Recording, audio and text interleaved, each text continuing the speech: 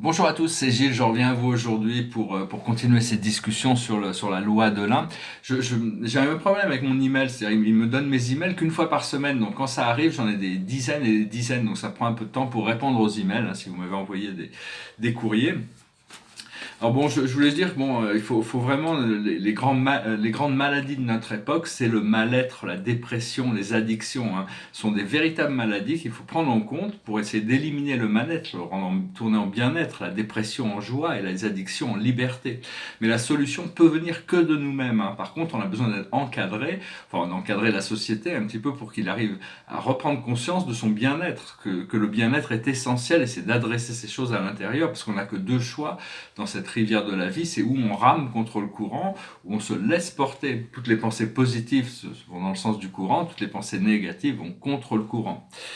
Et donc, je vais revenir sur cette idée de la Terre plate, parce que bon, c'est une idée, on est obligé de concevoir qu'on vit, peu importe où on vit sur Terre, on vit sur un endroit qui est plat, ou qui est montagneux, mais enfin qui est relativement plat. Et donc c'est l'idée du Truman Show, c'est un film, si vous l'avez pas vu, je me recommande de le voir, c'est l'histoire d'un enfant qui a été élevé par une corporation pour faire de sa vie un show de télé. Donc il vit dans cette bulle et tous les gens qui interagissent dans sa vie sont des acteurs qui ont été engagés. Mais en essence, c'est l'âme. L'âme est le producteur, il est le producteur, il est le directeur, il est celui qui a engagé les acteurs pour venir jouer des rôles dans notre vie. Seulement, ils savent pas qu'ils sont juste des acteurs dans notre vie et ils savent pas qu'ils sont eux-mêmes dans leur propre bulle, dans leur propre histoire, en train de jouer avec toutes sortes d'acteurs qui leur reflètent toutes ces choses aussi. Donc, c'est comprendre, arriver à sortir de la caverne de Platon, hein, comprendre le monde des illusions pour aller voir la lumière du soleil et après ramener la lumière du soleil au fond de la caverne pour libérer les prisonniers qui sont encore là-bas. Alors je vais tirer quelques cartes.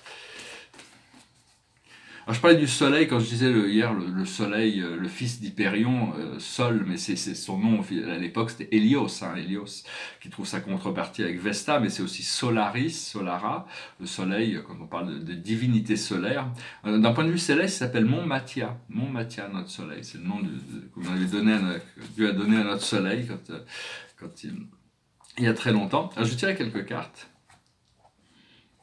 J'essaie d'aborder des sujets toujours divers, différents. La plus haute sagesse pour nous aujourd'hui, c'est la ferme. Ce que l'on doit comprendre, c'est la vie amoureuse.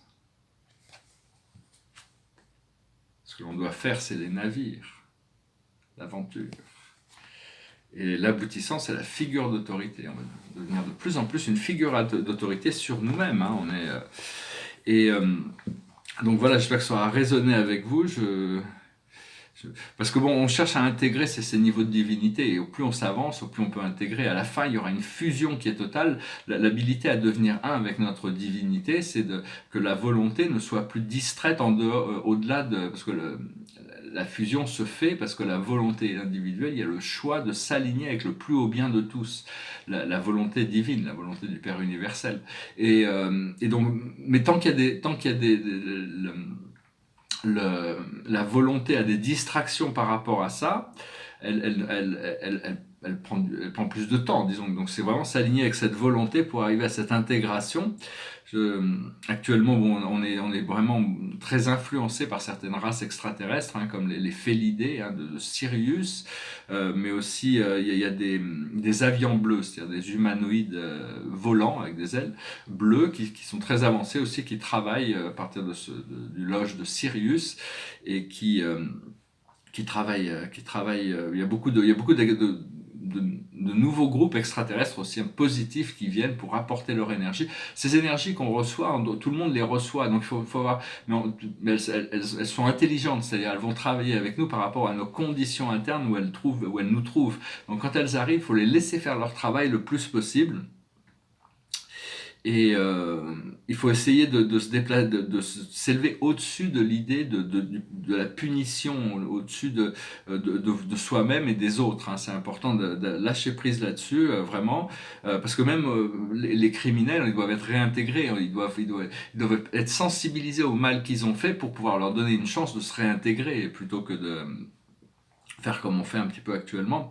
Parce que bon, quand on cultive la lumière et l'amour à l'intérieur de nous, on participe à la personnification de la divinité dans l'univers. Mais si quelqu'un d'autre le fait, c'est sa contribution. Donc c'est à nous de cultiver cette lumière tous les jours pour continuer à participer à cette dévolution du divin.